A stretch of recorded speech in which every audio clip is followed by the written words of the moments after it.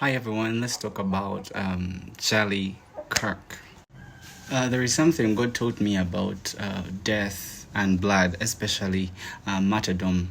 In Uganda here we have what we call the Ugandan martyrs, some young believers who were massacred, I think 1886, for their faith. They were dragged on horse by the king then, who was called King Mwanga.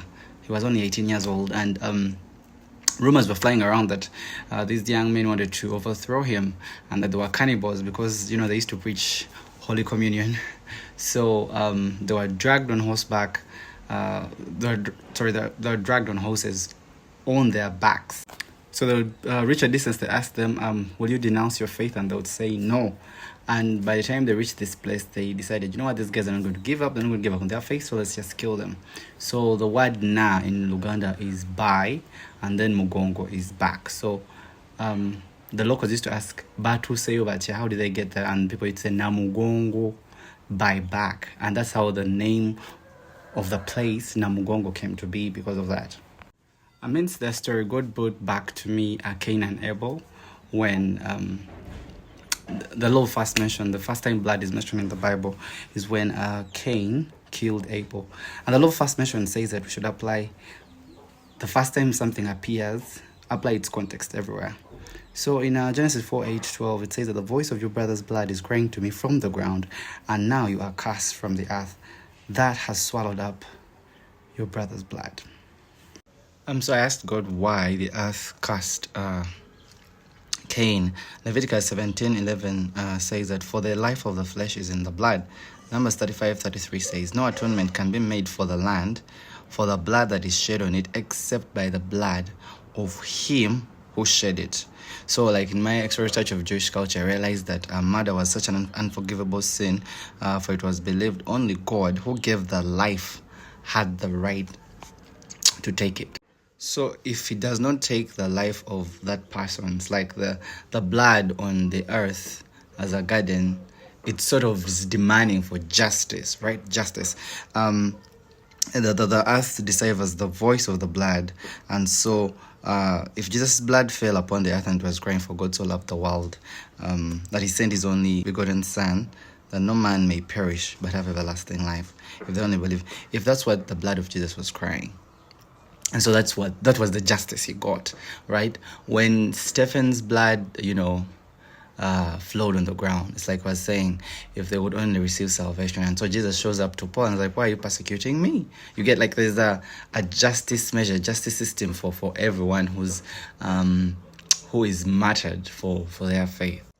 Jesus' blood was pronouncing blessing. Abel's blood was pronouncing curse. And I'm wondering what Charlie Kirk's blood is crying.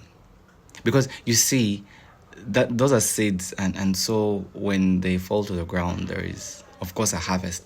And here in Uganda, we have a lot of Christians coming up. You get, this must have been the Uganda Martyrs' blood. The justice system, I don't think they prayed that they are killers, because I'm sure they must have read the Bible, they must have seen Stephen's example. And so no wonder we have so many Christians in Uganda. It's not a shock, it's not a puzzle, because there was a martyrdom, involved. And so I believe Charlie Kirk's blood was praying the same. And so I expect a multiple number of Christians coming up. Expect an innumerable company of people coming to give their lives to Christ. Because that's the justice system. That's how it works. Because you see, this might sound really mystical or like a fantasy, but I mean, if you've read the Bible, you shouldn't be shocked by when I say stuff like there's a justice system by the earth, because the example I can give is 60 years after the Ugandan martyrs were martyred, killed, my grandfather was born, and he was named Matthew, a name of one of the disciples of Christ. And then 84 years after their death, my dad was born, and he was named Andrew Kagwa. Andrew was one of the names of the disciples of Christ. Now, I don't think my ancestors knew these things, right? They're just naming. And 111 years after the Martyrs died, I was born and I was named Simon. And I'm like, oh my God, the justice system. Because yes, my father was not such a preacher, but he raised me up, he took me to church. Even if it was Catholic, there was still the fear of the Lord upon him. So you realize that the earth is working to fulfill the prayers and the cries of each of the blood of every Ugandan martyr. And Uganda would have been Iraq, it would have been any other country, but even the East African revival, partly it took place here. Uganda had a big portion in its burgeoning, and so the earth, yes, is a justice system. And so I believe the earth will give Charlie Kirk the justice he deserves or is praying for.